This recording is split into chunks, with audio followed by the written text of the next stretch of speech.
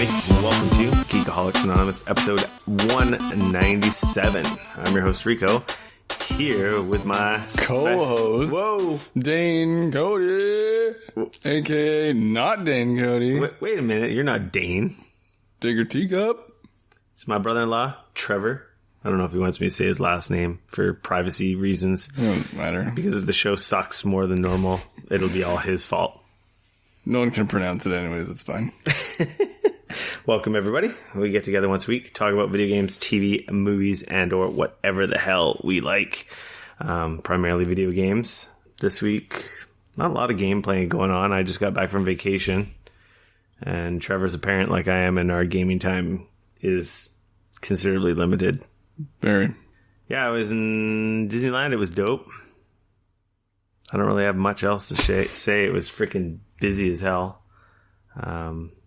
We usually start the show with the BS section, which we are knee deep in right now. Do you have anything to share, Trevor, about your past week or weekend? No, not really.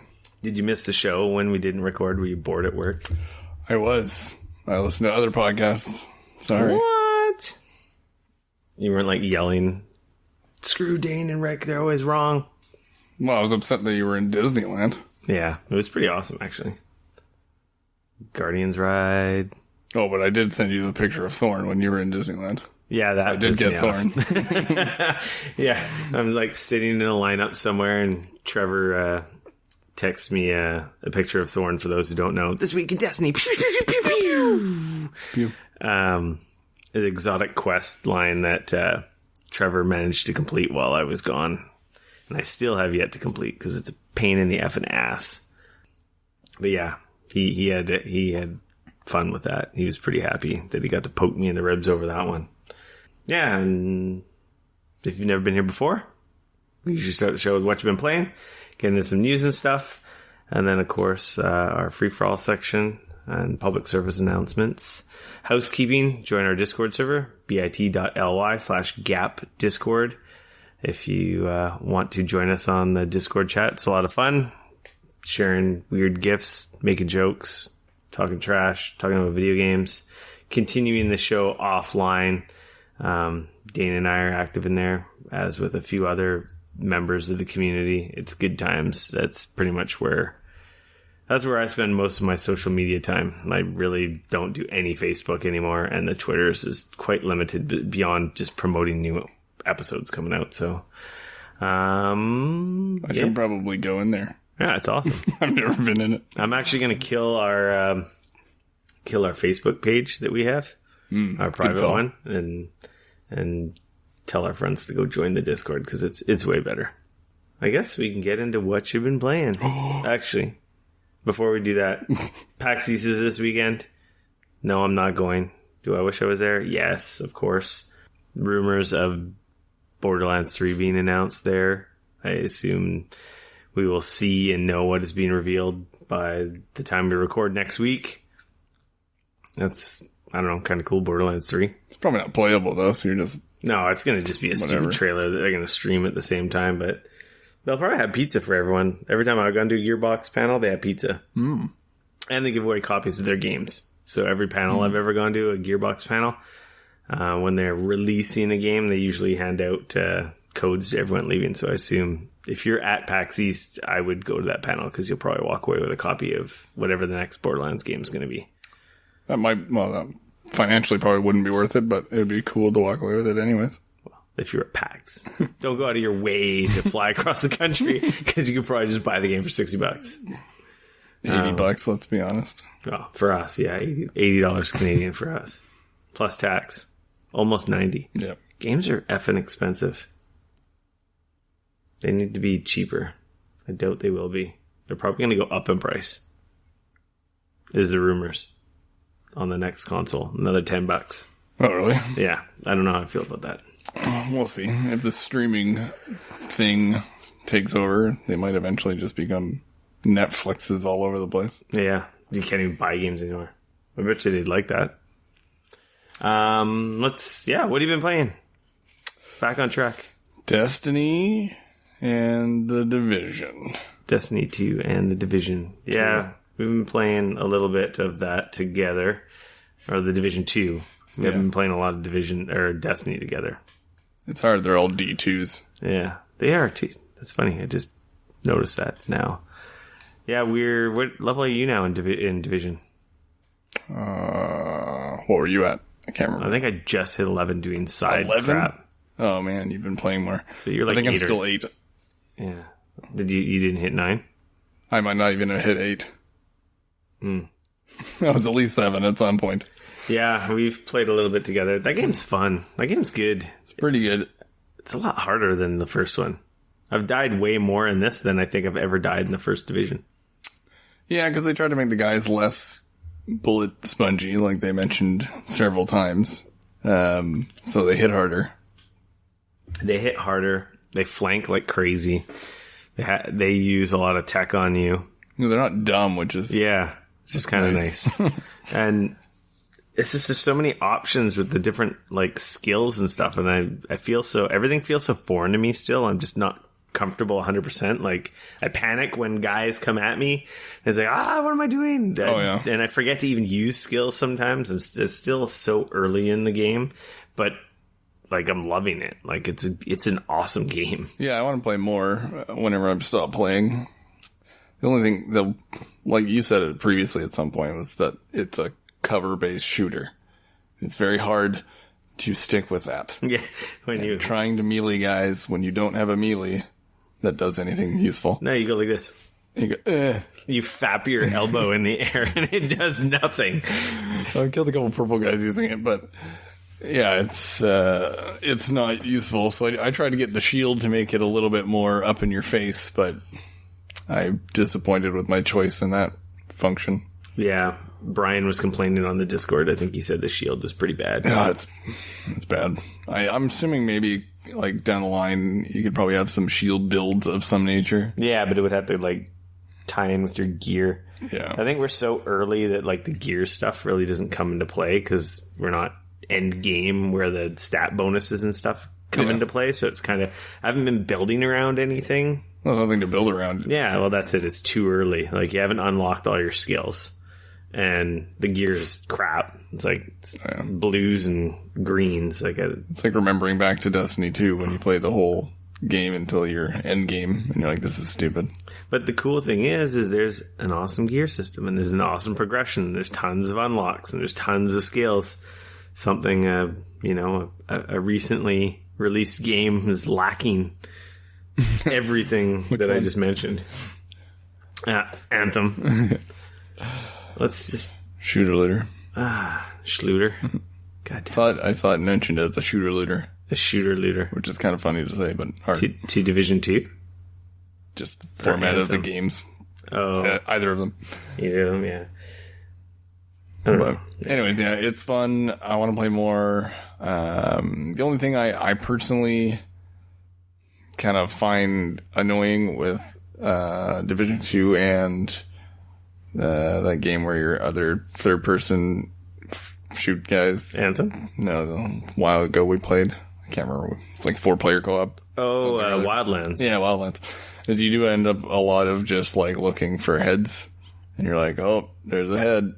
Shoot it. And it's like everything's really far away and nothing's in your face. Oh, trying to headshot them. Yeah, like you just see a little dot and you shoot it. And like that's kind of where it goes. Where Destiny, I feel like, is a lot more in your face. You can get up into things. Things are bigger. It's not just like some guy. That's the only other negative thing I've kind of heard is that the bosses are just harder normal guys again. In Division. Yeah. Yeah, all the yellow guys we've had, none of them have been too unique. Besides the fact that they're all just wearing like 10 layers of clothing. Yeah. AKA armor. That was the same with Wildlands too, because they're trying to keep it humanly realistic, so to speak. I want to get a little farther to get into the what are they called? Their strike-like missions, like the heart. Did they have different names? They're the strongholds, but I don't know what. Is that what they were? I don't know if I did one or not. Yeah, see, I'm not high enough level to do it. I just unlocked the Dark Zone dude, so I can go to the Dark Zone now. I'm not going to bother with that for a while. I think they've incentivized you that you can go in solo to get rewards. So you don't really have to I don't think you have to go in. Obviously, there's the whole competitive, like, you know, versus aspect to it, but I think they've given missions and reason for you to go in there by yourself to get stuff. This is what it seems like with this person that you unlock in your home base or whatever you freaking call it. Yeah, that's smart. They did that in Destiny 2 too, with like Drifter, and makes you actually try to play the new modes and actually makes them somewhat interesting. You're not just playing a new mode to play a new mode. Yeah, like, I don't know if she gives you actual quests, or I think she gives you actual quests. So, right. But yeah, I remember rewards you. In Division 1, we went into the Dark Zone like 3 times, and it was like kind of cool, and then we lost a bunch, and that was it. Yeah, it's just frustrating. You go in there for an hour, and some guys with awesome gear come by and bleh, mow you down, take your shit. And then it's like, rad. So I just played an hour and got nothing. Exactly. Or I could have played an hour and gotten loot and done some progression. That's the problem with those kind of modes like that. Like, it sucks when you put so much time in and then you get nothing. But I think they changed the Dark Zone. So obviously we haven't gone into it yet. I would be way farther in Division if I didn't go on vacation. I believe I heard somewhere in Division 2, like, they've made it so some of your loot is safe. So that when you go in there, it isn't a total waste of time. Like I just mentioned in Division 1, when you got killed and the guys took your shit and you got nothing and you just felt like your time was chipped off. I think there's some gear.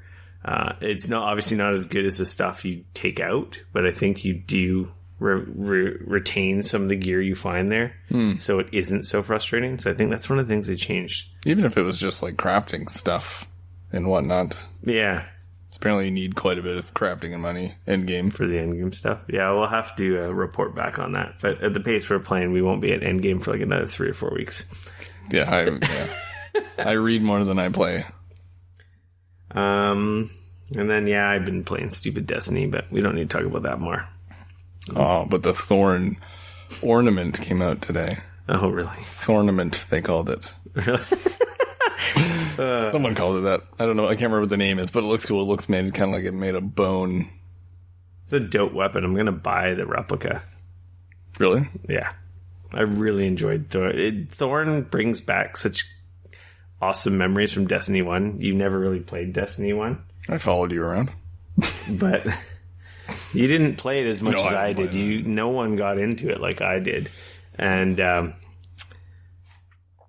what is it? Thorn was, I think it was way harder to get in Destiny 1, to be honest. As annoying as the questline was in Destiny 2. But it was so broken and OP that it was brutal. It was 2 shots to kill people in PvP. Oh, jeez. Because the poison effect would just, people could run away and it would just melt them. So you just had to hit them twice and it's like, you got to kill. It was pretty awesome. That's right. I didn't, after I got it, I basically stopped playing Destiny, so I haven't actually tried it in competitive at all. Yeah, I haven't seen many people using it because, you know, when I was playing, everyone was using effing shotguns. Oh, I hate shotguns so much in that game. I saw a couple people using it when I was trying to unlock it, but I don't know why they were. Anyways. Yeah, I don't know. This year in Destiny. To be honest, I'm kind of disappointed with this expansion. I don't think it's as good as the Armory so far. Well, they changed. The Armory was like the last kind of idea of, here's a bunch of stuff. I guess they did do a little weekly unlock, but I feel like the Gambit they're going for a less expansion-y, more weekly updates. So like every week's been something. Yeah. I just feel like it's kind of bad. But yeah, it definitely doesn't feel like the 4 forges. And there's like no real like armor sets. I guess there's the Iron Banner armor set, but... Well, there's the Gambit armor set, but... Sorry. It kind of feels weird.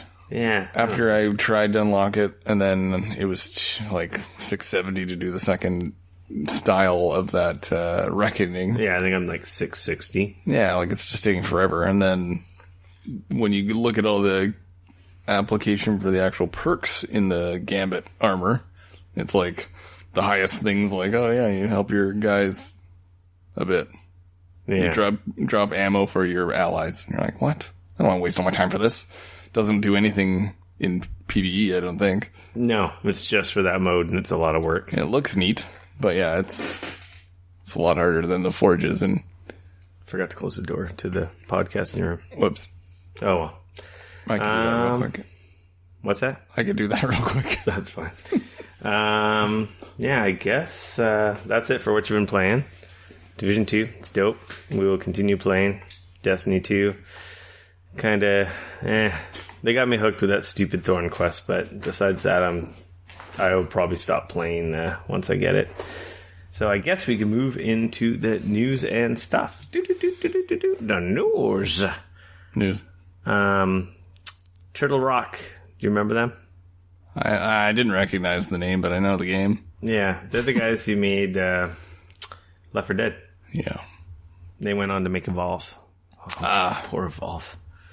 It had a good concept. I never played it, though. Yeah. It was, it's just not the kind of game people were wanting, and they were like all hyping up the esports aspect of it all the whole time. It's like, just fucking don't try to, everyone's trying to force esports. Like, what's the new thing? And this was obviously before Battle Royale came on the scene, right? And it's like, well, it's not a 4v1 mode. Like, not anything anyway. I think it would have been neat to have that when we had our, like, solid 5-guy boys' night. Mm-hmm. Because that would have actually made sense. So, yeah, they're doing Back for Blood. This story comes by Eurogamer. And, of course, just like any other bloody video game story, it's carbon copy pasted on every other website. So insert your news source as you see fit. They didn't show anything. They just said, hey, we're coming back to this genre that we pretty much created 10 years ago. And essentially, it's going to be a Left 4 Dead, which is kind of cool. I had a lot of fun when we played that for a bit, didn't we? Yeah. Yeah, we played a bunch of Left 4 Dead. More the first one than the second one, right? We had 4 of us playing, I think. Yeah, I remember we played it a lot. We even played it at, like, Ewan's. Remember that? I think we played it there a few times. Well, and Left 4 Dead 2 is a thing, right? Yeah. Yeah, we played that too. Yeah. I know we played them both. I had fun. That's a fun game. Yeah, I thought it was a cool concept. And it was like the first, thing I remember that had, like, mass amounts of zombies. So it's kind of cool that the guys who created it are going back. There's been other failed attempts to capture the magic. Maybe it's going to just take the originators to bring that genre back. Yeah, or it'll flop. I think Payday's been pretty successful, and apparently it's a Left 4 Dead, but it's like bank robbery. I've never played it. I've seen so much of that game, and I don't think I've ever seen what it actually is. It's like at PAX every year. It's at E3, like in the hallways, and like, what is this stupid game? And this is like, it's not, what is this game? I just see it everywhere, but I've never played it. Yeah, I've never played it, and they have Payday 2. Yeah. I've seen the picture of the guy with the, like, standard bank robber. Yeah, it's like the clown mask. Kind of like weird Joker kind of mask almost. Yeah. Moving along. Battlefield 5 Firestorm Battle Royale Mad Mode launches later this month. I don't have time for that. It'll be available. Oh man, apparently it's already launched because this story I bookmarked last week, I guess, while I was on vacation. So apparently on Monday, March 25th, which was a couple days ago, I have not seen anyone talk about this. I haven't seen it on my social media. And to be honest, no one in my circle is playing Battlefield 5. I almost feel like this is like, especially with Apex Legends, like blowing the F up. It's almost like a little too late. Standard Battlefield stuff. The people that play Battlefield will play it. Mm-hmm. But I don't think it's going to peel anyone away from PUBG, Fortnite, or Apex. No. Or, be a second coming for Battlefield 5. No, not at all. I think that game did all right at retail for EA and DICE. I don't think they're too upset, but I'm pretty sure it probably didn't do as good as some of the last Battlefields. Yeah, I feel like Battlefield 1 had more of a presence. Yeah, there's a lot more people talking about it and playing it. Mm-hmm. Like, I even played it. Like, I never even played 5. I was just like, I'm like kind of over the Battlefield. I miss the old days of Battlefield, like 1942. The glory days. I didn't even play that. Oh god, that was so good. While I was gone, GDC happened. So there was a few things happened at GDC. I think Nintendo had like an Indies event, like covering a butt ton of indie games coming to the Switch. Xbox had an indie like stream, ID at Xbox stream, which was like indies for Xbox. Which, yeah, they totally just ripped off the Nintendo indie thing. Yeah, which will essentially be, I think most of those games are going to end up being on Switch anyway as well. But I guess the biggest thing that came out of GDC was Google finally announced their official unveiling of their streaming platform, Google Stadia. I think it's Stadia. Stadia? Like Stadium. Yeah, that makes sense. But I don't know. Stadia, whatever. Good Stadia.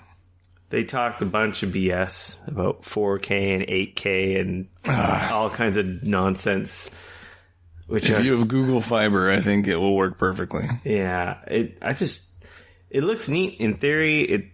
Everyone's making a play for this. Xbox has got the X Cloud.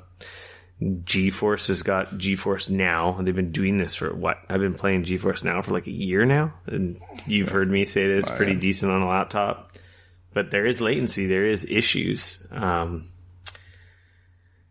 Anyway, Google's throwing their hat into the ring, and they're promising 4K, 120 FPS, and latency is like super minimal, if any. And I read, I think it was either IGN or someone else played Assassin's Creed on it and said, it played like kind of any other streaming version, which was good. But since it's single player, you don't really notice the little hiccups. No. And they played something else, and he said, you got a frame rate drop here and there. And he's like, I don't know how this is going to work for competitive shooters. Yeah. It's like a quarter of a second, like especially for like esports and top level stuff. It's not like they're going to be streaming, but a quarter of a second means you're dead and you didn't kill the other guy and you lose. It's weird. Even with lag, like, I'm not going to lie, on GeForce Now, I did do a bunch of Iron Banner, like on lunch breaks on my MacBook Air. So I was playing Destiny 2. It is essentially the same thing. It's just a streaming platform.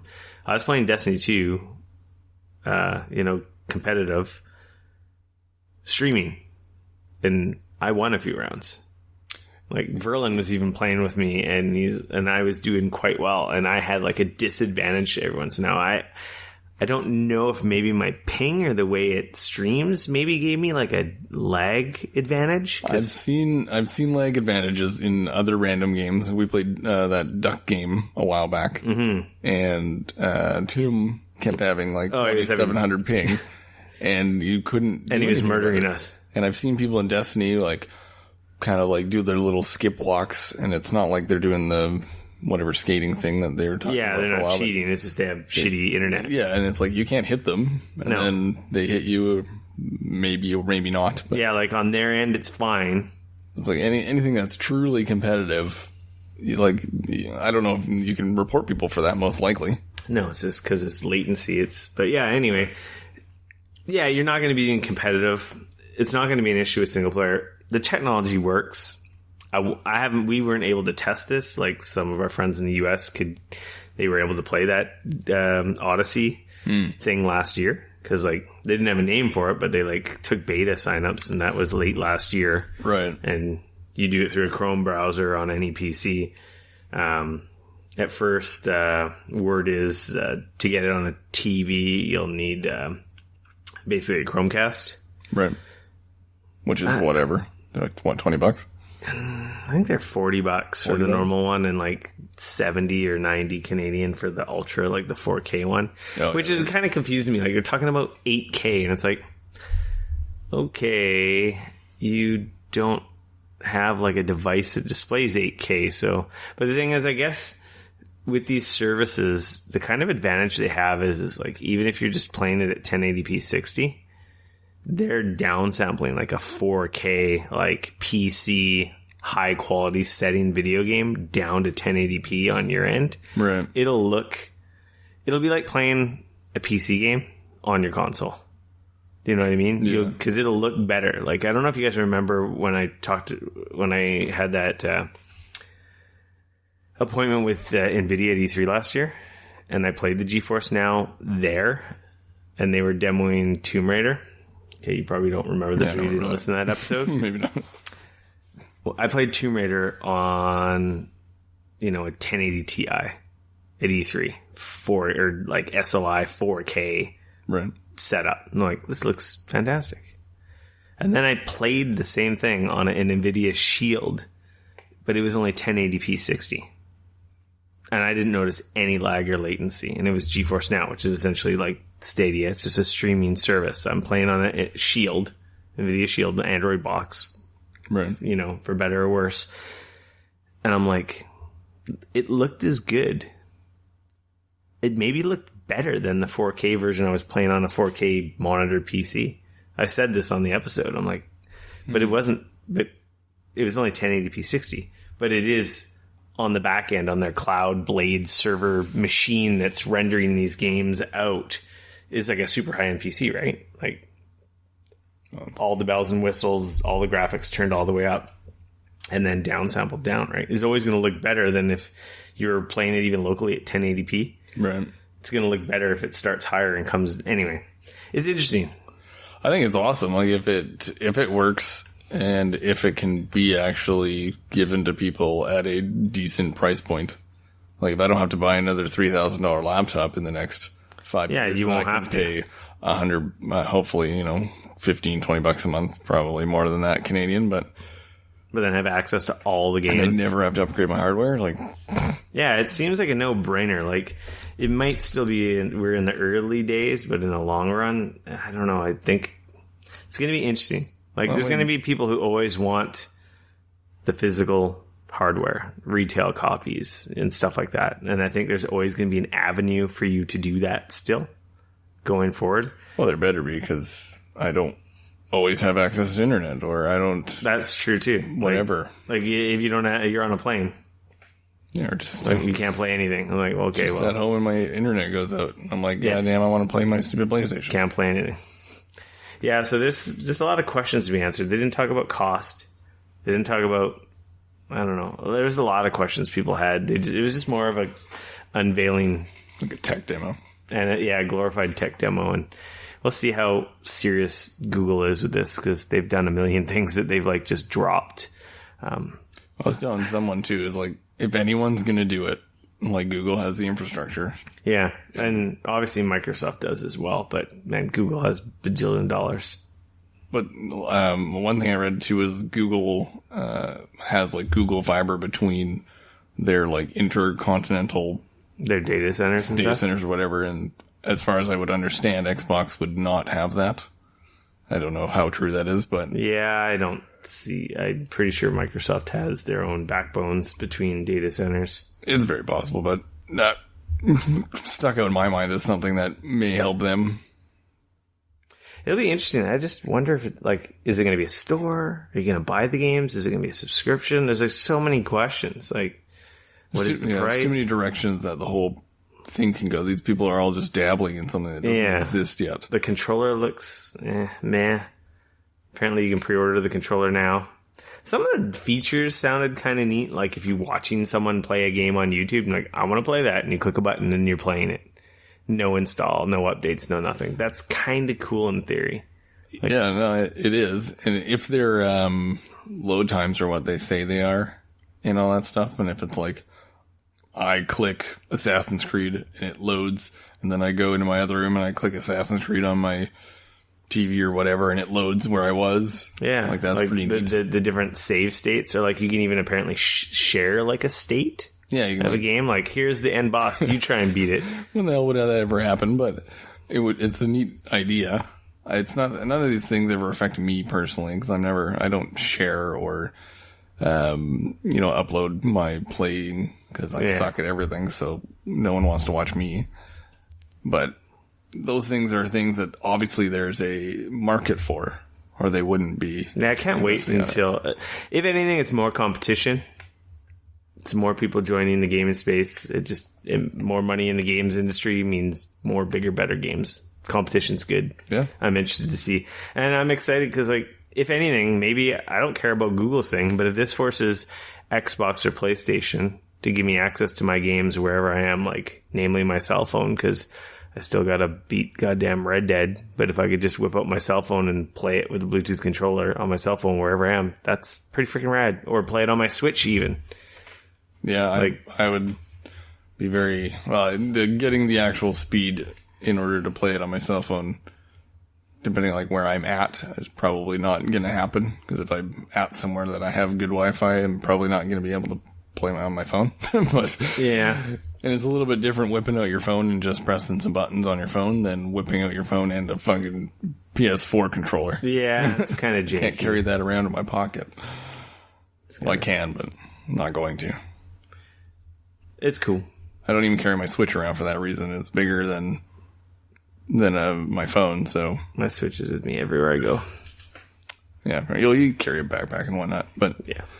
What about the Switch news about the different versions of the new Switch coming out or something? That's... Is it on here? That's down in our Nintendo section. God, I skipped. God damn it. My bad. You see the outline? It's right in front of you. Oh, man. Teacup. Anyways, is that the newest information on it? I don't know. We'll find out when we get to it. But moving along into our... This is my first day. Leave me alone. Into our news section here. Konami Classics are coming to PC, PS4, Xbox One, and Switch. Woot. There's a arcade collection, Classics collection, Castlevania collection, yeah, and a Contra collection. They haven't unveiled all the games. I think they had the dates here. Arcade Classic, April 18th. You talk about Castlevania so much that it makes me feel like I like it, and then I want to play it. I love Castlevania games. They need more Castlevania games. I don't understand why there aren't more Castlevania games. Like, Konami is so freaking dumb. Well, they made that 3D one that you said you hadn't played. Oh, yeah. Those... That I got, but I can't... I played it for like 2 minutes. Which one? The Lords of Shadow one? Is that what it is? I can't remember. I have it over there. It's like Lords of Shadow 2, maybe, or... That's the second. I think that's... I don't know. Dane played it. It was pretty fun. You punch some stuff, and you play as Dracula in the beginning, which was pretty fun. Yeah, they said early summer for Castlevania and Contra Collection. I don't really care for the Arcade Classics one that much. No. Gradius 2, Salamander, Thundercross, Scramble, Twin Bee. I thought that said Scrabble. Haunted, I read it in my mind as Scrabble. Haunted Castle, Ajax. Like, I don't even know what those are. I know the Gradius games and Salamander and stuff, but I don't have a connection to those. I just need Castlevania, Contra. I used to be so good at Contra 1 on Nintendo. Because it was like one of the only games I owned on the NES when I was a kid. I honestly had to stop playing. I wouldn't die. The game would just loop over after you beat it, and I could just keep going. But I wasn't really into high score, so I never really like wrote down my score or like noticed any of that shit. It was so pattern and memory based. Like, once you knew how the enemies reacted and everything, I literally could just keep playing that game. Like, I'm done. I would have to quit or kill myself on purpose because I just got so good at it because we hadn't gotten a new game in a while. And I was a freakazoid, so... Yeah, when I was a kid, I got one game a year, so it was like, I got real good at Kirby Superstar. Which isn't a difficult game. I was going to say, I don't think that's exactly as hard as Contra was, but I'm stoked. Castlevania Collection, hell yeah. I'll probably have to pick that up on Switch, obviously. I would like to get a Castlevania on Switch. I want a new one, but I guess, what is it? What's the blood one that I keep talking about that's coming out? Bloodlines? Masquerade? What? No, not Bloodlines, Masquerade. Sorry, it says Bloodlines. Yeah, that's a different story. It's very confusing. Blood Stained. Ritual of the Night. That's the spiritual successor to Symphony of the Night. That's coming out this summer.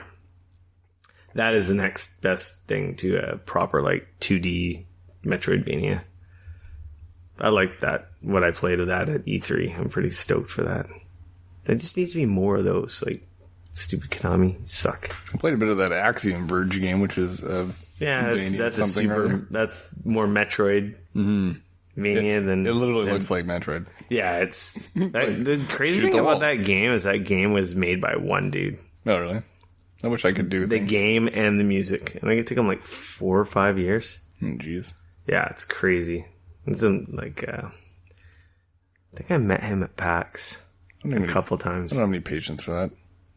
Oh, yeah, that's crazy. Like, I don't know how you do that. Obviously, he did it because I think that was like his. I think he took a bunch of money out and was like just working on it nonstop by himself. I don't know, or maybe he did it as a side project. This is an interesting story too, but either way, it's like that's fucking crazy. That's didn't crazy. The Minecraft guy do that, and then he's like a bazillionaire now? Yeah, I don't know his story. I'm pretty sure he started it by himself. I would love to make a game, but I ain't got time for that. I barely have time to play games. Yeah. Moving along, Detroit Become Human, Heavy Rain, and Beyond Two Souls are all coming to PC. Woo. I know. Woo. Heavy Rain was cool when I played it. Exclusive to the Epic Store. That was the kid where the kid goes missing, right? Jason. Yeah, I think I played half of that game and then never touched it again. It's pretty good. It didn't, it surprises you. I beat Detroit. Yes, you did. I liked Detroit. Detroit was not bad. I played it with your sister, my wife, Nikki. She watched me play. She watched me play the whole thing. Yeah, I remember you saying that. How long was it? Like 20 hours? Yeah, it was pretty long. It was pretty good though. Like the graphics in it are awesome, and like the main character is the dude from frickin' Grey's Anatomy. Yeah, Grey's Anatomy. And the acting was really good in it. There's some weird, awkward sections of it. I think like most of those games, like weird story stuff.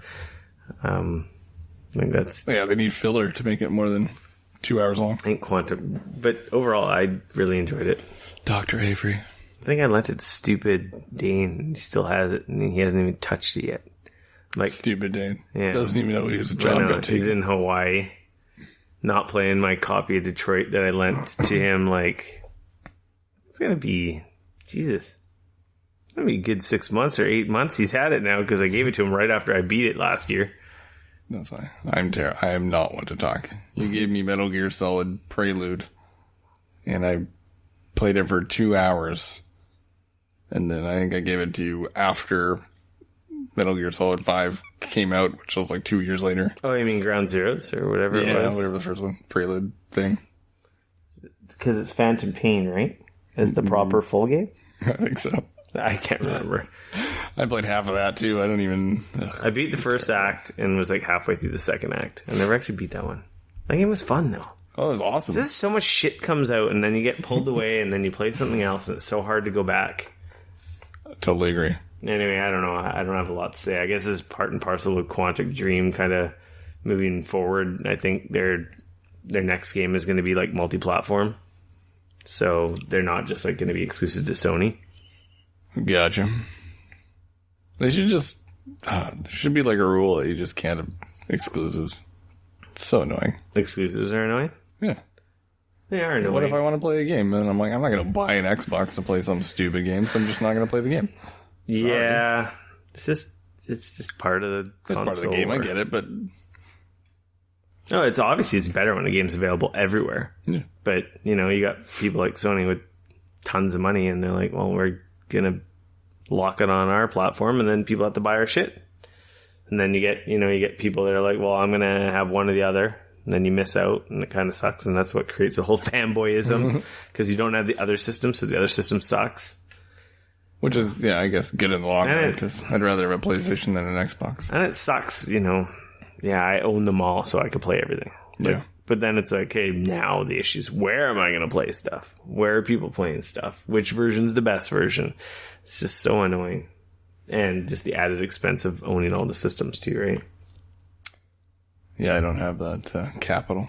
I would love the one console future, but so many people don't agree with me.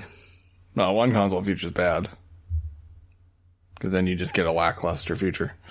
But if they all went... The PC is essentially like the one console future. That's true, I guess. And the consoles are moving closer to like consoles PC. aren't just PCs. They've been PCs the whole time. They've just been shittier PCs. If anything, PCs have like benefited the most recently. Like a lot of the good like console games are on PC, and the best versions are on PC. Mm-hmm. Like back in the day, a lot like Devil May Cry 5 wouldn't have launched day and date on PC. Sekiro, like these games all came out day and date on PC. Yeah, because they're like visually and play on a console. Like, you should be playing with a controller. And before, I don't know, probably say 5 years? It was like maybe 10 years at this point, but you didn't have a controller. Windows didn't support PS3 controllers. They didn't have good support. That's true. And you didn't really have that option. And whoever decided to make that a thing should have lots of money. It's probably Phil Spencer. I don't know. And he has lots of money. And he runs Xbox. Look at that. It worked out. Persona 5, the Royal, was announced. It's basically Persona 4 Golden, but the Persona 5 version. Apparently has a new antagonist. Neat. Yeah, I'm on the last dungeon of Persona 5 and haven't beaten it. Is it on Switch? No, it's PS4. I'm kind of not gonna play it. I'm kind of disappointed. I really wanted them to announce a Switch version. The game exists on PS3, so there's no reason why it couldn't run on a Switch. I don't think, though a PS3 I think is probably still more powerful than a Switch. But God damn it! I don't know. Release a goddamn game on Switch, you effers, so I could finish it, like start it all over. And spend 100 extra hours on it that I've already spent on it, because I think my game clock was in the 90 hours at the point that I'm at. Jeez. It's just a game for being on the road. Like, all those types of games are just good for not sitting in front of a TV for 1,800 hours. Yeah, I liked what I played. I love Persona 4. I beat the hell out of that one. And I should really...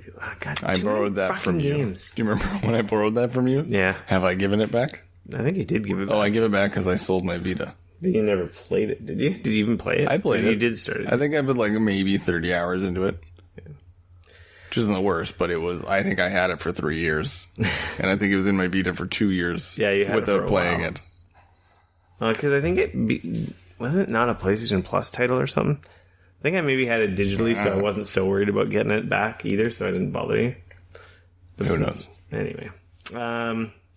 Remember this story from a couple weeks ago when we were talking about that Judgment actor who got arrested for cocaine use?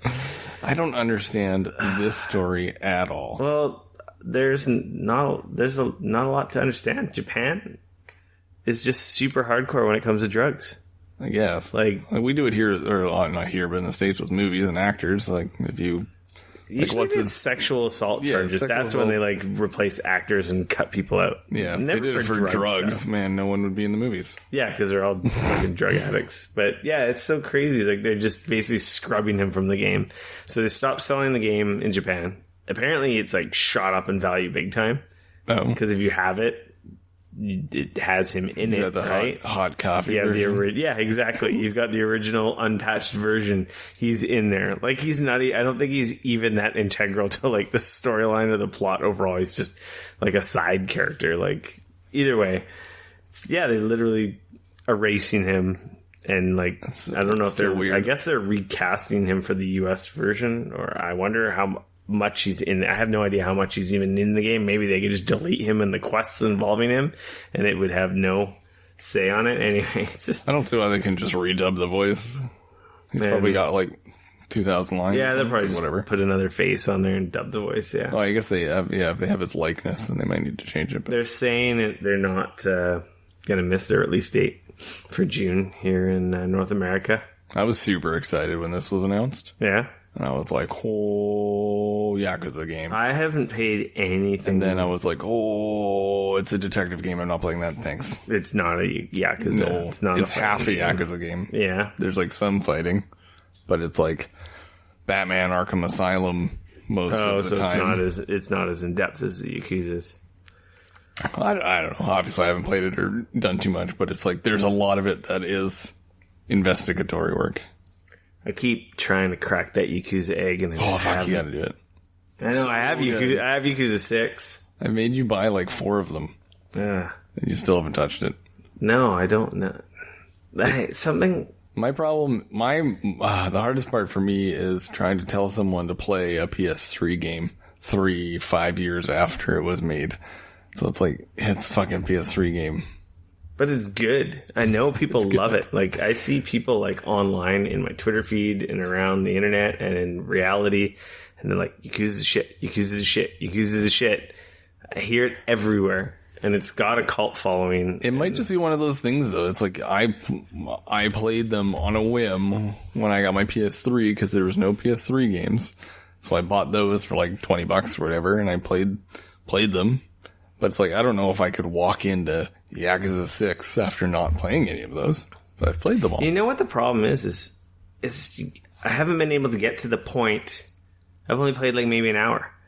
And it's like, you gotta get like 2 or 3 once the game system like reveals itself and gets its hooks in you, and then I fucking get it now. Kind of like with Dark Souls.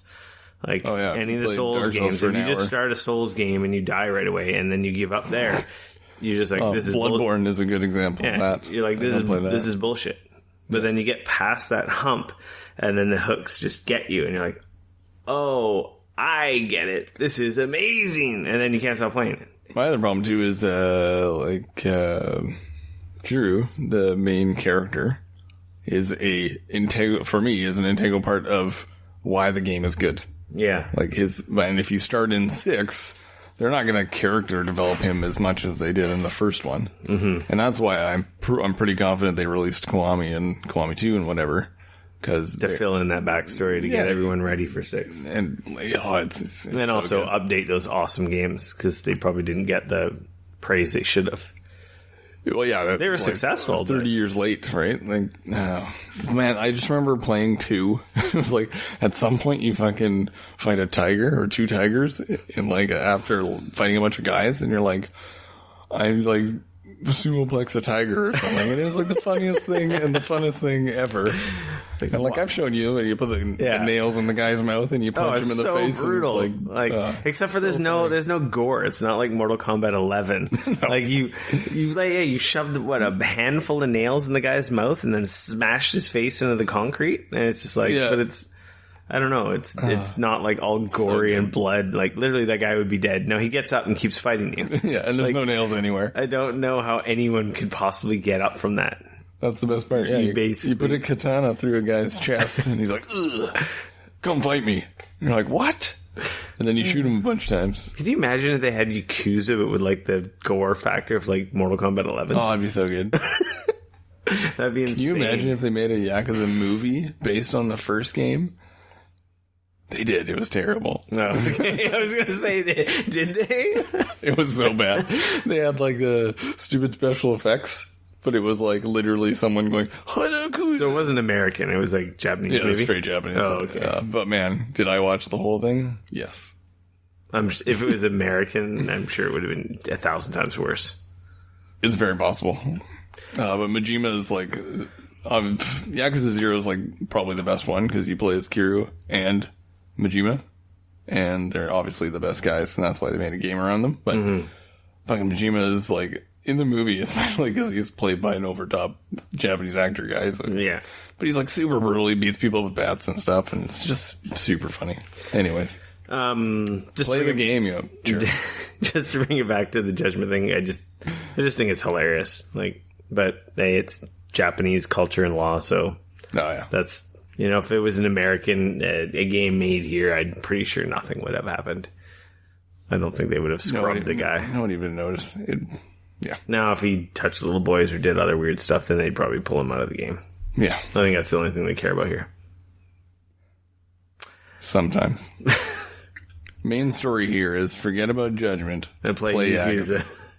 They're on sale again. I like that we say Yakuza differently. Yeah, well, it's like Dane and his sword. It's funny every time. It's funny every time because you always comment on it every time, and I'm always already laughing.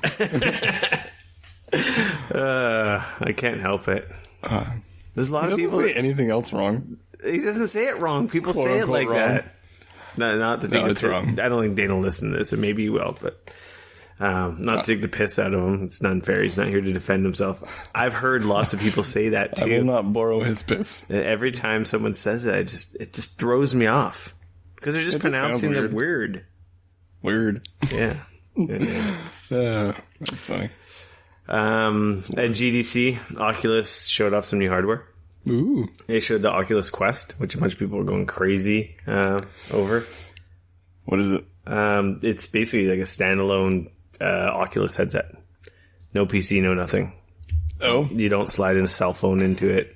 It's like... So it's like a switch put on the that you put on your headset, face. grab the controllers, and that's it. You're in VR playing. Apparently they demoed... a lot of people demoed Beat Saber on it. Oh. And we're like, holy shit, this is awesome. But then again, I don't know. Beat Saber is an awesome game, but it's not visually taxing. So, like... I was going to say, aren't most VR games not visually taxing? Because if they are, then you'd require a PC. Yeah. Or a PlayStation. True. But, like, all the best games, I think a lot of them do have pretty decent graphics. Even though Beat Saber is probably one of the best VR games. Beat Saber is awesome. I'm not an expert on it, because I don't play any VRs, but... Yeah, so people were pretty stoked about that. I don't know, to me, I want the best experience of knowing there's a better version. But the wireless aspect and no cords is pretty awesome. The idea that you can get it without having anything else is obviously also good. Oh yeah, I guess they figure that's going to be their like big foot in the door. Because it's going to be a higher fidelity experience compared to the lower end, like the Oculus Go or like the Samsung stupid VR thing that you slide your cell phone in. You slide your cell phone in, or like the Google Daydream, like the ones you just put your stupid cell phone in. Yeah. Those are Well, my cell phone is pretty powerful. Like yeah. I don't know. I've never used it for VR, but not as good as a PC VR, but yeah, I don't know. That's cool. That people were pretty stoked to try it. I don't know. Maybe I'll try it at some point. I have a PSVR, so I don't really have a need for it. The Rift S, though, is like their new updated, like, proper Rift. They got rid of you don't need the little cameras and stuff for the tracking. It's all built in the headset now, so it's just easier to set up. Yeah. And I think they've lightened up the cord and stuff for it. Do they have exclusives? Oculus? Yeah, Oculus. Isn't that like a bunch of stuff or I guess the PlayStation has PlayStation. Oculus has some exclusives. I don't know which ones off the top of my head. They're like, oh my god, you gotta play this on Oculus, because I think all the best exclusives are honestly on PSVR. Yeah. So, though the PSVR is like, doesn't compare to the PC versions. Like visually, compared to the Vive and the Oculus, they do look better, right? But you also have a $1,500, $2,000 computer hooked up to it, not a $400 or $400 PlayStation 4, right? Right. And there's the Vive Pro too, but that's old news. So yeah, Oculus is still in it. I don't know. I hadn't heard a lot from Oculus in a while, and I was kind of almost like thinking we're kind of giving up, but no, they're still pushing. Well, they're probably too invested now to give up. Oh, they got that Facebook money. Oh, is that what it is? I always forget who runs it. Yeah, they bought it from weirdo guy. Can't remember his name. Also at GDC, Vampire the Masquerade was Bloodlines. Is it 2 or is it just Bloodlines? It's just Bloodlines. Did you play the first one? No. This is one of those games that has like a huge... I know nothing about it, but it looks bloody awesome. It has like a huge cult following. Like people love it. I never played it. To be honest, so that's cool news for the fans of that series. It sounded very like cool, as in you do stuff and it matters, and if you kill some people, then you're, I don't know, I think become more aggressive or something. I think that's more where that like vampire or whatever. I think took a lot of inspiration from the original. Yeah, I have that game. Never played it. I never played the first one, but I know people are super stoked. Apparently, they had a cool event, and the trailer looks cool. So, yeah, I read the whole article on it, and I was like, "Man, this is right up my alley." Wolfenstein Youngblood got a release date. It's out this summer. That's like the sequel to Wolfenstein, involving B.J. Blazkowicz's twin daughters. Apparently you play as one or the other. I have not watched this trailer. This story came out today. July 26th is the release date for that. Neat. PC, PlayStation 4, Xbox One, and Nintendo Switch. I enjoyed Wolfenstein. What was the last one? Wolfenstein. It was Wolfenstein 2, yeah. Yeah, I think I played that. Did I beat the first one? New Order? Can't remember if I beat the first one or if I just beat the second one. I know I beat the second one. That one's effed up. There's some crazy moments in that game. Some really awesome moments. Like, you can't even talk about them because you don't want to spoil them. Yeah, I haven't played through it, so don't spoil it. I enjoyed it. It's like Doom with a story. I didn't play Doom either. Oh, Doom is so good. Sorry. Doom is great. Just like from like a fast-paced, like fun arena kind of shooter. Start playing Yakuza, I'll start playing Doom. Doom is like way lower barrier to entry. It's like maybe 10 hours or 12 hours. Doesn't even compare. Doom's fantastic. So yeah, we got a release date for that. Nintendo news. Cuphead is coming to Switch next month. That kind of plays part and parcel with this story that's in our Xbox section about Xbox Live support coming to iOS and Android. It's coming to other platforms as well, and that is like part of the Cuphead. It's going to have achievements in Xbox Live like integration as well. April 16th, I believe, is the release date for that. I like that game. Cuphead's dope. It was hard, but it was so good. I really want to play it on Switch. Where's the release date? Is it not in this stupid story? April 18th. I was off by 2 days. Fail. I reached out to these guys to see if I can get a copy of it on Switch. I already own it on Xbox. I never beat it on Xbox. I think I got like... I can't remember how far I got. 2 worlds in. The second world. Completed the first world and was like halfway through the second world. Such an awesome game. Such awesome style. And Canadian made, which is kind of cool too. Yeah, I really like that game. That's exciting. Especially considering it seemed like it was going to be exclusive on Xbox forever. Some other big news that happened. I don't know, was this last week? No, that was this week, earlier this week. Wall Street Journal was reporting that apparently Nintendo is planning on releasing 2 new models of the Switch by the end of the year. Basically to carry momentum of Switch sales. Now that they've been out for 3 years. Is it 3 years? 3rd year now? Does that seem right? What? Yeah, I guess so. I probably had mine for a year, so. Well, maybe it's like 2 years. I've only had mine for 7 months, actually. No, it can't be 3 years. I guess we're going into the 3rd year now. Yeah, because the 2-year anniversary of Switch just happened. Apparently there's going to be an enhanced version.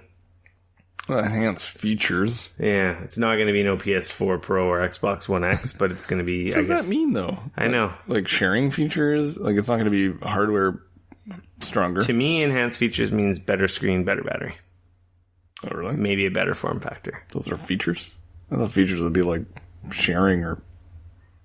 I don't know what else. Oh, higher quality, higher resolution screen, higher battery. Those are features. True. Maybe a faster CPU, better load times. That would be neat. If it was a higher resolution screen, it would technically need to be more powerful to support that mobily. Because all the games when you're playing in Switch mode are 720, right? Drops down from 1080 when it's not docked. So maybe it actually plays 1080. Yeah. It's a weird statement because it's definitely saying enhanced features, although it won't be as powerful. So you would think that they're making it more powerful than it is because it's already not as powerful as Sony's. Yeah. But if it's 1080p in Switch mode, that is more powerful, per se. So then when it's docked, is it more powerful than 1080p? No, I doubt it. No.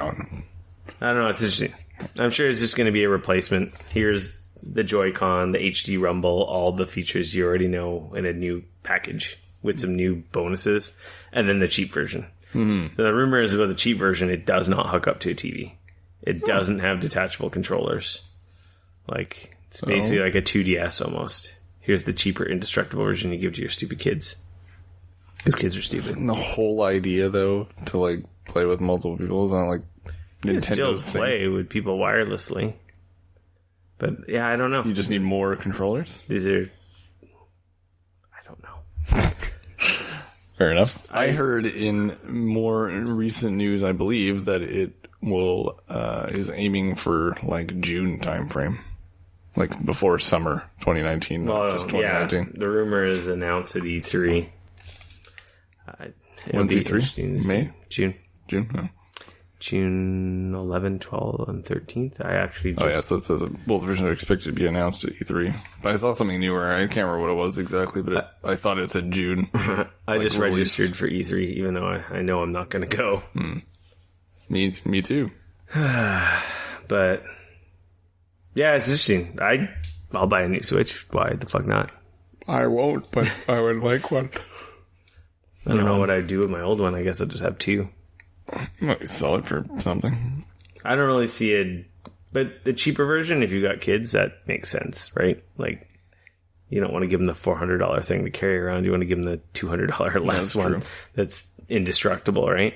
Because I think that's a problem with the Switch with the removable Joy-Cons. Kids drop them. The Joy-Cons apparently break right off, and sometimes they break the rail.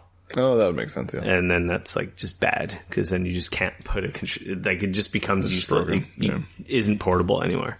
You can still use it in the dock, no problem. You can stand it. It's got the little stand that's completely useless. It's true, but you can't hold it in your hands the way it's designed when you can't slide a controller in it anymore. Yeah. We'll see what happens. Yeah, Nintendo remodels shit all the time. They've done it with every console. As long as it doesn't screw mine up in any way, I don't really care. No, I'm pretty sure it won't. But someone said they were going to make a smaller one, which sounded even dumber, but the cheaper one might be smaller. Yeah, it might be smaller because the controllers don't detach. The bezel might become smaller so they can cut off like an inch or something. You know, it's like all screen. Because the Switch has a pretty huge bezel. Mm-hmm. It's like a 1/2-inch bezel on each side. Anyway. This is that cadence there. Moving along, yeah. I'm very confused. I read this like 6 different times, and is it a dancing game or is it a standard Zelda game? So this is part of the Nindies thing. Basically, the guys who make Crypt of the Necrodancer are making a Zelda game called Cadence of Hyrule out this spring.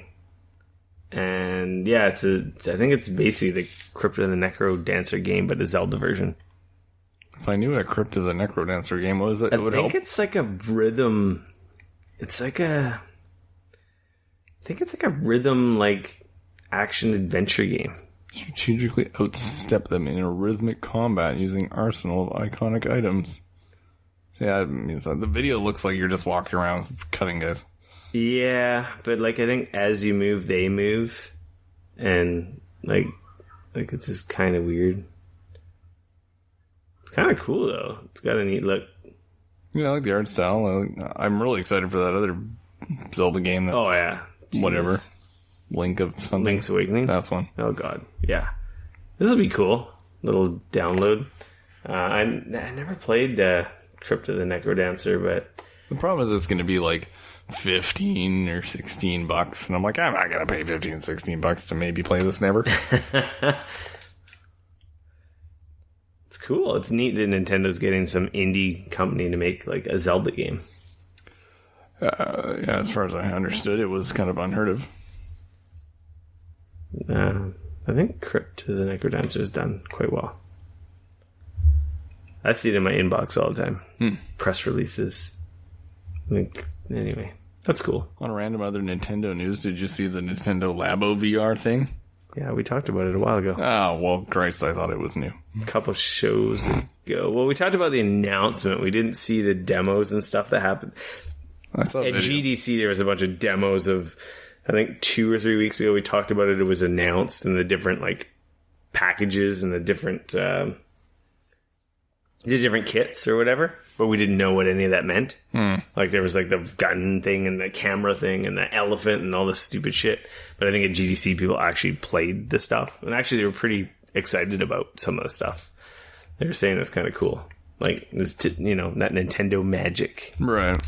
I saw the like commercial, I think, for it, and the kid's like got his Switch in his eyes and he's pointing around with like a bazooka thing on his face. Look kind of funny. Yeah, I'm never going to touch it, so yeah, whatever. If Nintendo sends it to me, I'll check it out, but I don't really have much interest. It's hard to be excited about a worse version of VR than like the PSVR or something, you know what I mean? I don't know. Does it work with glasses? Like, how do your glasses work? For what? PSVR? For any VRs. PSVR works with glasses. Is it? Yeah, because the eyepiece moves forward, so there's room for your glasses in there. Oh, okay. Some of the other ones, I think that's one of the big pluses of the PSVR is it is really easy to wear glasses with. Some of the other ones, not so much. I feel like when I look at stuff, even with my glasses on really close, I'm like, how can you see that? I know, it's effed up, because like, if I look at my monitor like this close, I can't see anything. Yeah. My eyes can't tell, but for whatever reason, with the way the lenses work in the VR headset, like literally the screen's 2 inches from your eyes. Right. But the way the lenses work, it just effing works. You're inside the game world. They spent the money and figured it out, I guess. Have you never tried my PSVR? No. Oh, well, you're an idiot. I know. You live down the street, like, how have you not tried this yet? Kids. Yeah, stupid kids. My kid tried it. Your kid tried it? Angel tried it. Oh, Angel tried it, yeah. What did she try? I don't know. I wasn't in the room. Anyway. PlayStation news. PlayStation had their State of Play, which is like their basically Nintendo Direct. But I'd honestly say it's more Nintendo Direct than a Nintendo Direct. There is literally... Have you ever watched a Nintendo Direct? No. You've never watched a Nintendo Direct? That's what no means. Okay. They're basically like little mini press conferences streamed. Well, I understand what it is. Announcements and whatnot. Well, Nintendo has like people talking, hey, I'm Reggie and I'm Yoda from Smash Brothers and I'm really excited for you to see the new, that really lame like people that don't talk. Yoda from Smash Brothers is going to be very upset with you. I don't know his fucking name, but you know what I mean? Like they always have like designers and devs and people talking awkwardly. The people you don't care about, yeah. And then they show you a clip of the game, right? Like that's what a Nintendo Direct is. They have real people then clips back and forth. Yeah. Some stuff's funny, some stuff is just bad and awkward and whatnot. Anyway. Mini E3s. Yeah, exactly. State of Play, they just cut that shit all out. It was just, here's a trailer, release date, game name, release date, gameplay, with some woman like talking over it, like professionally, nice and clean. And it was just like boom, boom, boom, boom, boom, nonstop. And like, this is all the shit they announced. Basically, I think the coolest thing, or I don't know if it was cool, but the big thing was like Iron Man VR for PSVR exclusive. Like, I don't know, no one saw that coming. It was like, here's a brand. They went heavy on the VR. There was a lot of VR announcements, like new games, release dates. Blood and Truth got a release date, May 28th. That's from the Sony London studios, the Getaway guys. It's like a shooter, VR shooter. It's like the Heist. Have you ever seen the Heist or played the Heist? Oh god, never mind. You suck. It looks cool. It's a full on like VR, like London, like gangsters, like action, like game. Like it looks cool. So that's coming May 28th. They had a sizzle reel of a bunch of other PlayStation VR stuff coming out. No Man's Sky is getting like a huge update this summer with PSVR support, that's pretty freaking cool. That would be cool, yeah. They showed some new Crash Team Racing content. Five Nights at Freddy's is coming to VR. I'm not 7, so I can't play that. More details on Concrete Genie coming this fall. They had a big... What's Concrete Genie? It's like a first-party Sony game. That doesn't help me at all. It was unveiled at E3 last year. It's like a 3D like action platformer. I don't know how to describe it. It's like just... Gotcha. It looks cool. It's the first party Sony game. They showed more gameplay and that it's coming out, announced that it's coming out this fall. Why isn't there any like real games announced? Well, they had a story trailer for Days Gone. Oh, okay. Days Gone's going to be good. I like Days Gone. I enjoyed what I played at E3. I said that. I think that game's going to be pretty cool. They had a really... Where's like Last of Us 2 and stuff? Well, that's going to be for E3. Oh, wait a minute. Sony's not going. Oh, they're not. I assume that's going to be for another State of Play. They've said during this, it's like, hey, welcome, thanks for checking out our first one. There's going to be more of these in the future. And this is probably going to be like their quarterly thing, kind of like Nintendo Directs. And I feel like when you come up with something new like this, you should really like, especially if you're not going to E3, you should kind of have something that's like, oh, they're gonna do another one of these around E3. I don't know about your first one. You need to like really capture people's attention. There was some good stuff. Like there was a lot of cool announcements. I guess. But Iron Man is kind of cool. I don't know. That's so random. Looks awesome. That comes out like in a couple weeks. There's new Mortal Kombat stuff, but that's not an exclusive. So like, they did have a cool trailer though. Ice Cube, check yourself before you wreck yourself was like the music to it. Well. It's pretty awesome. It was also kind of depressing too because it just reminded me how awesome Ice Cube used to be and how much he sucks now. Yeah, totally unrelated note, but he sucked for a while, I think. He used to be so goddamn good. He was amazing. I don't know. I'm kind of excited to play No Man's Sky in VR. Yeah, we're gonna have to play some PSVR after we're done this. If you don't have to run away right away. It was neat. Like, people, like, hyped it up. Like you just said, you were kind of complaining, like, oh, they should have come out with big guns and stuff. But it's like, well, that's not what this is, right? Especially with it being their first one. It's just like, some people's expectations were just like thinking they were going to go crazy announcement. It's like, I knew they weren't. So everything that was new and unannounced here to me was kind of like oh, that's cool. That's sweet. That's neat. That's cool. New games, announcements. That's neat. A lot of VR stuff. Because, oh yeah, lots there. That's a good thing, though. Like, Sony's supporting VR. It's not good for me. But there's lots of non-VR stuff. But I don't know. It was I think it was all right. I see that list and I go, ugh, that's not a lot of stuff that I care about. Yeah. Was it amazing? I don't know. Anyway, we kind of talked about this. How about the GDC? Microsoft announced Xbox Live support for iOS, Android, Switch, other devices. I'm sure they'd like to get it on PlayStation as well, but... I don't know if that's going to happen. That's not going to happen. Public service announcements. Our PlayStation Plus free games for April are here. If I can click on the link and know how to use a mouse here and bring this up. We've got Conan Exiles and The Surge. I have not played any of the Conan games. The Surge looked... It's a futuristic Dark Souls, I believe. Souls-like, isn't it? Yeah, I thought it was like kind of like half mechy. Like you walk around and you get like augments to like your suit, your exo kind of suit. But I believe it's like a freaking like full on like it's like a Souls like. I think I remember people saying that it was like neat, but everything felt slow. Mm-hmm. Or I just thought that because it looks slow. You're like hulking around in a little kind of exosuit kind of thing. I think this Conan is just like Ark. Yeah, I think it's a survival game in Conan. That's pretty much what it is. I believe this has been on PC for quite a while. I think it's been on consoles for a while too, but now it's just coming to PlayStation Plus. Yeah, I'm good. Yeah, so it looks like whatever. Right. I don't have time for survival games. I don't have time for battle royales. I don't have time for anything. I need to freeze time. Xbox games Gold for April. We've got Technomancer. Well, I think that's what I was thinking about originally when I was thinking of The Surge. Outcast, Second Contact, Star Wars Battlefront 2. Ooh. Oh wait, not the new one, the old one that everyone actually likes. No. Either way. Which is crazy. It's an original Xbox game. So through Bat Compat, and then Ghost Recon Advanced Warfighter 2. I actually played that back in the day on 360. I don't know. Nothing here screams to me. I don't know. I would try Technomancer just because when it was being on a lot of ads when it was like before it came out. So I was watching a lot of stuff on it and it looked kind of neat. Is this it here? No, this is the other stupid game. Yeah, here's Technomancer. It's all the games. Oh yeah, I could see how you can get this and The Surge mixed up. This is like really bad podcast for everyone, us watching a video. But I don't know. Games with Gold and PlayStation Plus have just not been that great lately. It's just more stuff I don't have time to do.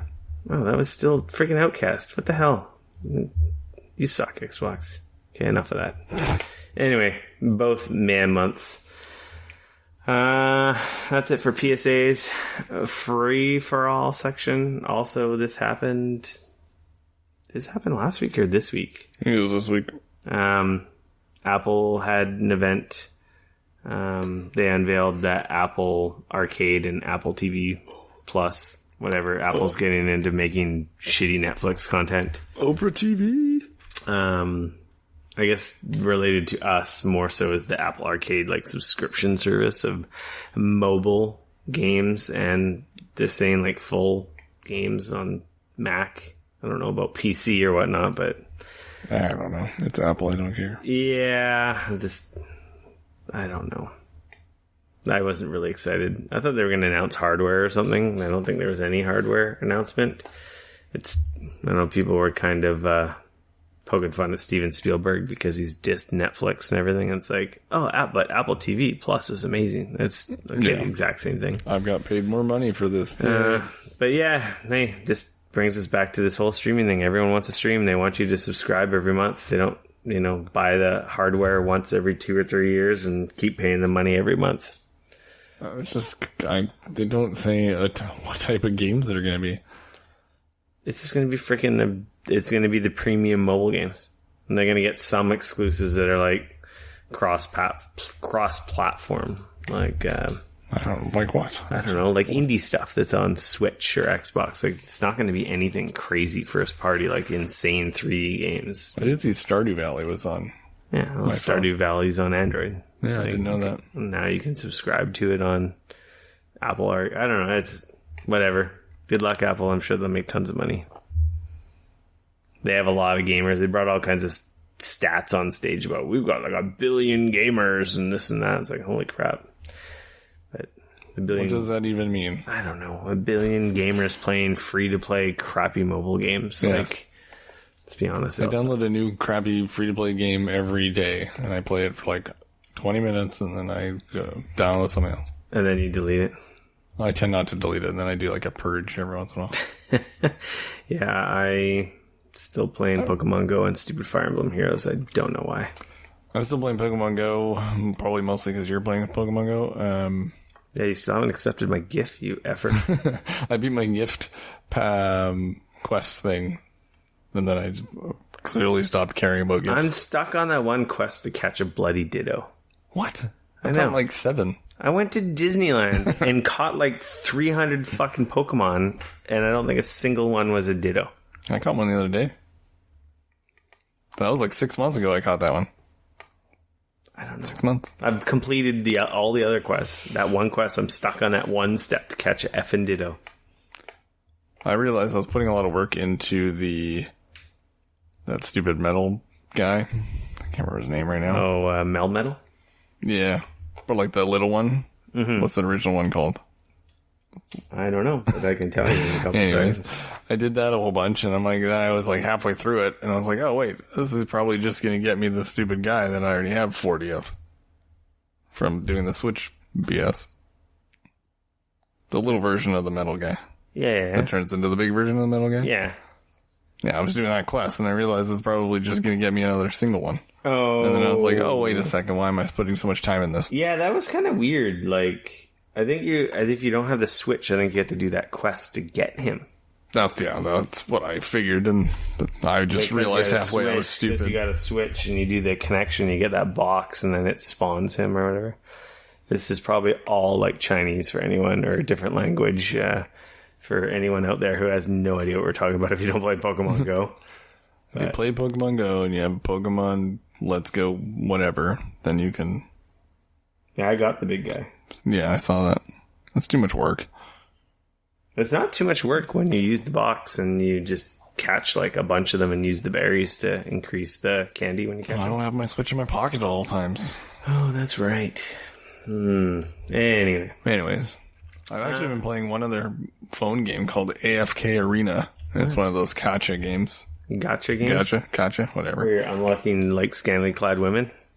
Yeah, I don't think it's anime girls. Yeah, I played girls? There's a couple girls, but they're not. It's not anime of any sort. It's just art. What kind of game is it? But it's just like all the other ones where you collect crystals and do quests, and then summon a bunch of guys and get a bunch of shitty things, and eventually you get better things. Yeah, but what's the game? Is it like a dungeon crawler, like tapping? Strategy game. I don't know. It's a dumb mobile game. Yeah, it's mostly clicky. But you like get your 5 guys and they fight 5 guys, essentially. Did you end up playing any Dragalia? Lost? Yes. And? It's the same idea, so it's a gacha, obviously. Did you like it? I didn't mind it. I just didn't like having to like, push my guy around the whole time. You want the game to play itself? Pretty much, but if I'm going to play on my phone and have it, like, have to actually do things, then I'll play on my Switch. That's kind of true. Like, if you can't do it one-handed and, like, while you're doing, like, 10 other things, or drive, you may as well be playing Switch. You know, I can't catch Pokemon while I'm driving, then what's the point? I was going to say Dane, but Trevor. Close enough. I think... AKA not Dane. I think we have a show. You have a show. In episode 197. It's not much of a we. Well, you're a guest. We talk about you all the time. That's true. I'm basically here in spirit. You may as well be on it. You're on every episode almost. Yeah. With my sword. You can follow me on Twitter at RickF, no K, RICF. Do you care for anyone to find you on the internet? I don't know my Twitter. Yeah, I have one, but I don't know what it is. You don't really do social medias, do you? Not like anyone's going to care. No. Teacup's in the Discord. He'll be in the Discord more often, so you can give him shit, or you can say you did okay, or whatnot, or nothing. I'll pretend like I'm going to go in there, yes. He's very sensitive, so... I'm crying currently. Make sure to follow, like, subscribe, yada yada. YouTube, Netflix, or not Netflix. Yeah, we're on Netflix now. We signed a huge deal while I was gone to LA. I didn't really go to Disneyland. The podcast is moving to Netflix exclusive. No. This is a video of us sitting here on a couch in the man cave. We're not even on a couch. $5 million. Sweet. That would be a pretty good deal. YouTube, Twitter, Facebook, Instagram. We're Geekoholics everywhere. And make sure to leave a review on Apple devices, Apple Podcasts, iTunes. Don't think I have any other real housekeeping. Dane will be back next week from his awesome Hawaiian vacation. That effer. I don't know why I'm complaining. I was just in Hawaii, but I love Hawaii. It's awesome. I have still yet to go. And I was just in Disneyland, so, like, F me for complaining about people being on vacation. Yeah, that's about it, my friends. Episode 197 is in the gigabits on the hard drives and the megabits and in your ear holes. I guess until next week, we are out. Cool. Thanks for having me. You're welcome. Thanks for help coming and recording this with me, because otherwise we wouldn't have a show, and then everyone would have been like, you effers. Or didn't you do one where you were just talking the whole time? Yeah. I was going to do that again, but I think it's funner when you have someone else. I think so as well. It's not terrible, but... I'm pretty sure it was terrible. No, it wasn't terrible. No. It was pretty good, actually. It was really Did you listen to it? Yeah, I liked it. Sure. I'm not listening to this. I listen to a lot of podcasts, and to be honest, I listen to ours, and I'm like, man, we sound a lot better than a lot of this other crap. And a lot of, like, popular crap, which surprises me. So, anyway, share us with your friends. Until next week, we're out. Peace.